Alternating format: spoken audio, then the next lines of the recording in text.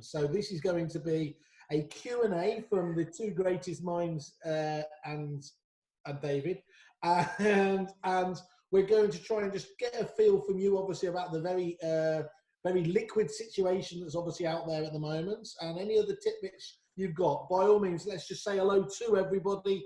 Hello, everyone who's joining us live on here and on Facebook and all the 1,000,001 different groups that David has managed to stream this to as well.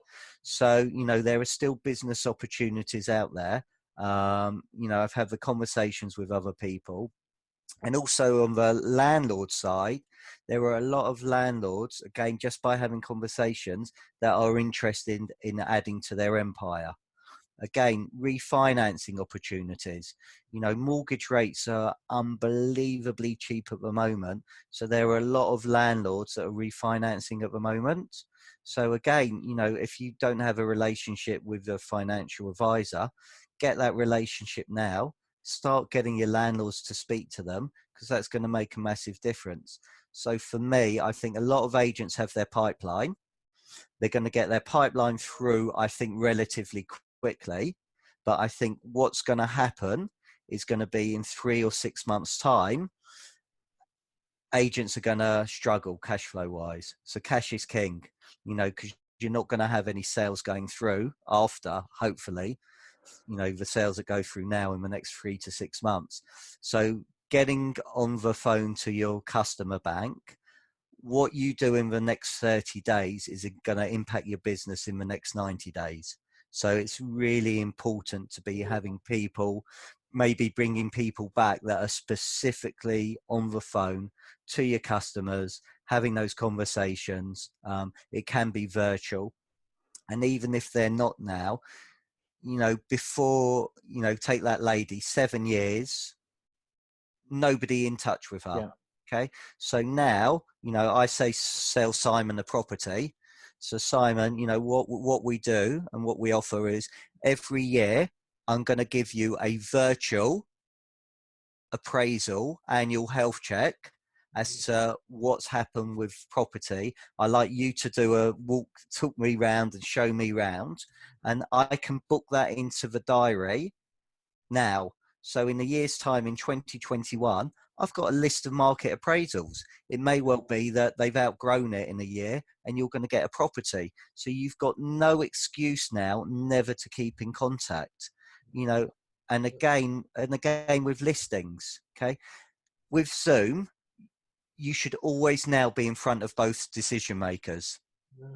Okay. So at the moment, I can't, if somebody says, you two, the lovely couple here, Schofield or what's his name? I can't remember it. Piers Morgan and Susanna Reid. Yeah. Okay, the lovely couple you are. Okay. I'm Susanna. Okay. So it may be that, I do the original appraisal with Pierce. Yeah. But then in the evening, I say, look, obviously I appreciate your partner's not here. Your partner may also have questions. When's the convenient time when your partner's home? Let's get all of us on the Zoom call. Let's have this conversation. So again, you should always have that opportunity now to make sure you've got both decision makers there, and that's going to help you. And if you've got a proper stay in touch policy, why should they want to use any other agent? Because you're in regular contact with them now. That's very true. And one thing you taught me, if you're the only agent in contact with them, the fee that you're able to achieve is always higher because you're not under pressure to match or to beat somebody else's fee. And so that element of competition just goes out of the room. It's a one-way conversation. Well, look, I think you've hit a big nail on the head there, fees. Okay, so the facts are there will be fewer transactions. Okay, there's going to be a lot of agents fighting for maybe a small piece of the pie. So what are you going to do to add value to demonstrate you are better than any other agent? And for me, it's demonstrating that you are a skilled negotiator. So you need to be, and your team need to be working on their negotiating skills. So let's try something here live. with 16 viewers or however many people you got. This is either going to go one way or the other. So, David Mintz. I think we know which way it's going when you said David Mintz. Go on. So, your property, did you buy it through an estate agent? No, I didn't. That's good. Simon, did you buy it through an estate agent? Yeah, of course. Okay. So when you bought the property, how long ago? 10 years. 10 years ago. So how many times you heard from that agent? Okay, so you're in witness protection as well. Okay, when you bought that property 10 years ago, Simon, would you have paid any more money for it? Sorry, can I just change that last one? I've had a generic mailer, which was dear homeowner, even though they had my details. They're probably even worse because it pissed me off even more. Sorry, just say that again. So when you bought the property 10 years ago, would you have paid any more money for it? Yeah, probably, yeah. Okay, how much more, please? I don't know, a couple of dinners, about 50 grand. Okay, joking aside, how much? Yeah, no, probably, yeah, but about 50 grand. You would have paid £50,000 more, seriously? Yeah, seriously, yeah. Okay, so would you have paid 51? I'm the world's worst person because I will pay, but I wouldn't have been able to because I'd have been maxed out at that stage. Okay, but you would have definitely paid £50,000 more. Yeah. Okay, so let me ask you a question, Simon. Who would you prefer to sell your biggest tax-free asset? Me, who's demonstrated in 30 seconds I would have got an extra £50,000 for you, or the agent that cost your vendor £50,000 for their biggest tax-free asset? Who would you? Let me just check they're not on one of the viewers. Yeah, very good. No, who would you prefer, Simon? I don't know.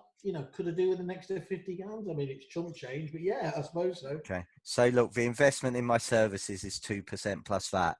And actually, if I charge you 10% plus that, I'll still be cheaper than the other agents. You just took my forelock. Thank you, sir.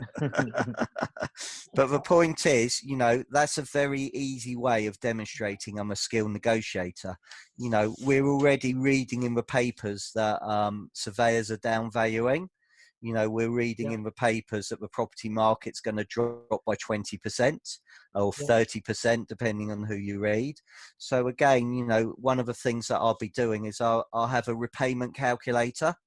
And just work out, if you were to pay an extra £5,000 based on the 25-year loan and an interest rate's 1.5%, do you know how much that amounts to? £1.44 a week. Over the course of a year, that's £75. Well, that's a steak cake. There you go. Bring back Greg's. Greg's steak. When are they coming back from? Yeah. So one of the things that I think as agents we need to be skilled negotiators, skilled professionals, and we need to be fighting every single penny for those vendors. And likewise, we need to be able to answer the question that's going to be thrown at us. The Daily Mail, the Daily Express, whatever paper says prices are going to drop by 50%. How's our team going to answer those questions? Yeah. So now again, so if we take Roger Federer, okay, he's a decent tennis player. He's won a few Grand Slams. He doesn't turn up before we play tennis and just hit a few balls and think he's going to win a Grand Slam. He practices 6 or 7 hours a day. I'm not saying estate agents need to practice 6 or 7 hours a day, but, you take Assad and you take Location that won, both the prestigious awards. You look at the training he gives to his team. So, I haven't had look, they're funny enough, Vicky's just come on, so Vicky and Assad have got an exceptional agency in Stoke Newington. I know that I can guarantee that they're already having conversations or been having with their conversations with their team. How do we answer this question? So for me, every agent now, maybe before you even come back, I would actually do a day's training with my team before we actually go back into the offices and start coming up with, right, there's some people here that haven't gone on a listing presentation for 7 or 8 weeks. They're going to be rusty. You know, it's like going into a ring with Mike Tyson and, you know, he's been practicing. He looks very lean and fit at the moment. And you're standing there and you haven't done anything. You know, I don't think you're going to last very long. I would really get to know my buyers at the moment. I really want to know who's looking to move. And actually, I think as agents, you need to be deal makers. So I think there'll be a lot of off-market deals being done as well. You need to be treasuring everyone who fails with a bid anywhere. They need to be nurtured onto the next sale, don't they, as best they can? Yeah, well, look, I'll go through every old offer I've had this year on all the property, be speaking to those vendors, having those conversations, because maybe that offer wasn't acceptable then. If the buyer's still there, maybe that offer's acceptable now. You know, so that's an opportunity. And just coming back to David, what you said about, you know, people living in their home, you know, it's an opportunity for agents to be educating people that they need, vendors need to get their house showroom ready. So, you know, if they're going to market their property, they want to make sure that, you know, your job as agents is to maximize their biggest tax-free asset. They want to make sure it's ready. And secondly, what I'll be doing is, you know, I'm sure you guys, well, Simon, Gazelle, you come across Gazelle. So for me, Gazelle offer this free service where they can get every vendor to digitally fill in all their property forms that are Law Society based. Costs you nothing. Obviously, you've got the reservation agreements, which I think will help get commitment and security for people. But for me, that's a no-brainer. If I'm an estate agent now, I'd get every single property, every single vendor that I've got, get them to speak to Gazelle or whoever, their own solicitor, get their solicitor to send them fixture and fitting forms, property information forms, seller information forms. So literally, as soon as they found a buyer, papers are going to go out. You know, so two things. Time on market obviously is very important for a vendor, and you want to take the stress out of the sale, so you want to help them. But also from your agent's point of view, when you're competing against other agents, you want to demonstrate that your time on market is considerably different and better than your competitors.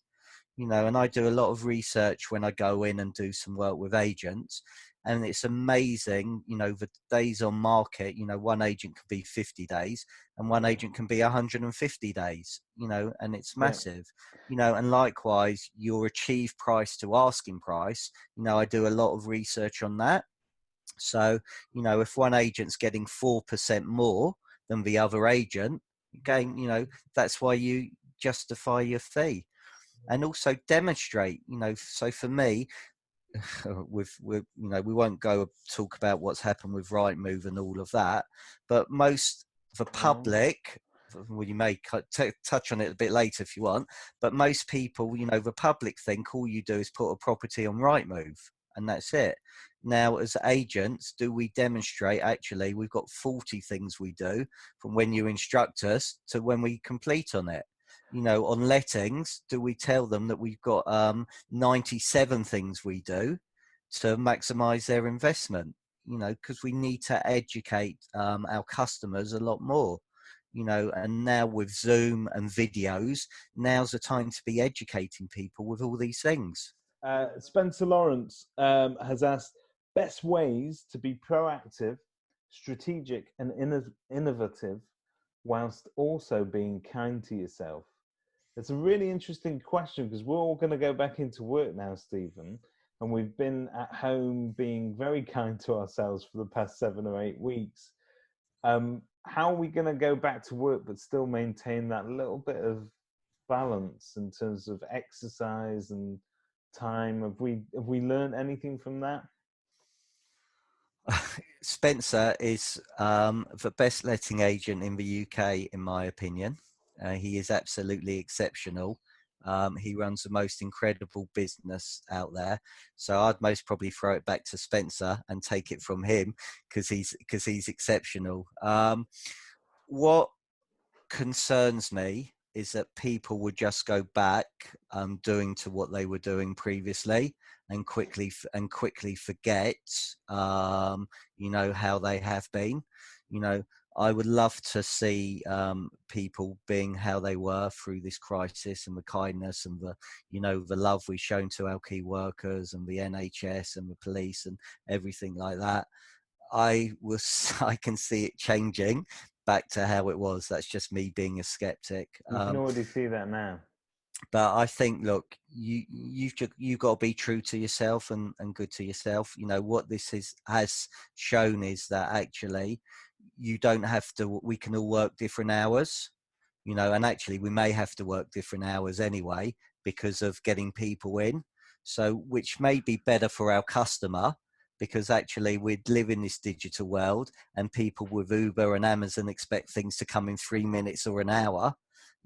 Maybe people now are expecting agents to be open to 11, 12 o'clock at night.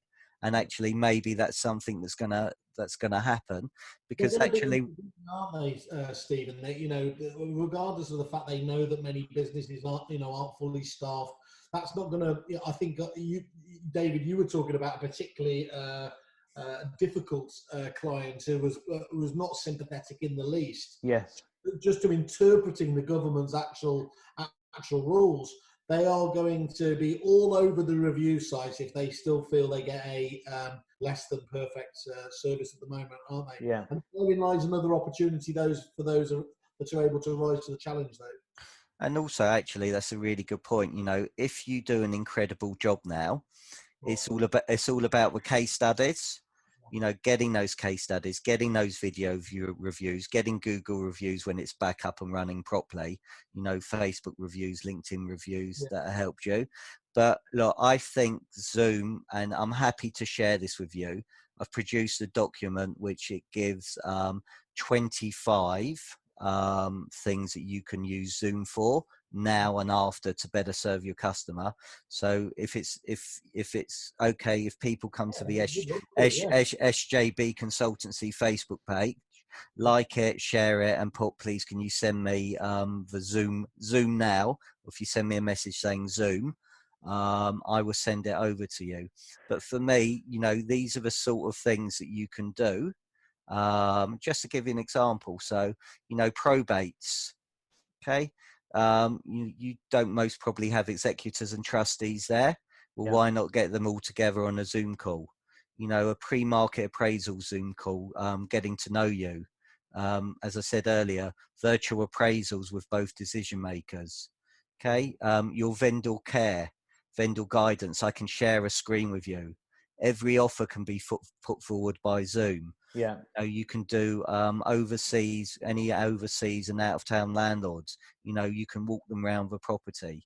You can talk through a Zoom, get your solicitor to do a Zoom call with your vendor to get them sale ready, a mortgage broker to your buyers to get the mortgage ready. You could even do landlord and investor events via Zoom now and webinar. And get them all in a room and get them talking. You don't need to have people there to do all these things. So, which comes back to Spencer's question, actually, because hopefully Zoom will give you more time, you'll still have time to do the things that are productive. And for me, agency is about plans. So prospecting, listing, adjusting, negotiating, and selling. Okay, so these are the productive things you need to have in your business. Okay, if you don't prospect, you don't have anything to list. If you're lousy at listing, you're not going to have anything to sell. And if in these times, you may have to be adjusting people's prices. You need to be able to have those conversations. And also, if you can't negotiate, then you're not going to do justice to the vendor's biggest tax-free asset or the landladies maximizing their investments. Yeah. Pen